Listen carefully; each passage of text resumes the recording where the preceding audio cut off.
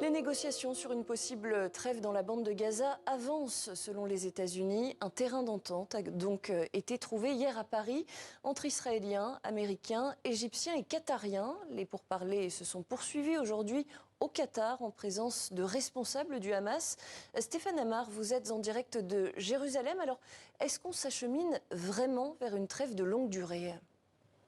Alors c'est précisément le point le plus important de cette négociation parce que jusqu'à présent, le Hamas refusait tout accord si il n'impliquait pas un arrêt total des combats, ce que refusait Israël. Apparemment, d'après les dernières informations, le Hamas aurait assoupli sa position et qu'en sont tirés donc à une trêve de longue durée. On parle d'une trêve de 6 semaines durant laquelle il y aurait un échange otages contre prisonniers. On parle d'une quarantaine d'otages israéliens, essentiellement des femmes et des enfants contre 3 à 400 prisonniers palestiniens, essentiellement affilés au Hamas. Ce sont en tout cas les termes de l'accord qui se dessinent selon les Américains.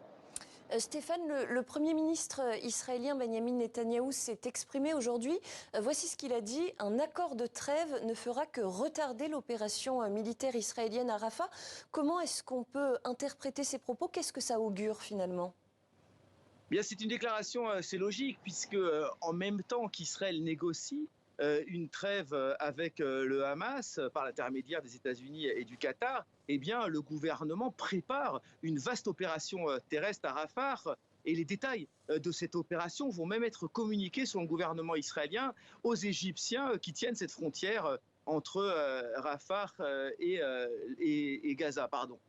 Donc, il y a une forme de contradiction dans l'attitude du gouvernement israélien qui est d'accord pour échanger des otages, mais qui toutefois persiste à vouloir continuer cette opération militaire, car les Israéliens estiment qu'ils ont le dessus sur le Hamas et qu'il faut mener à bout cette opération, y compris à Rafah, à la frontière entre l'Égypte et Gaza.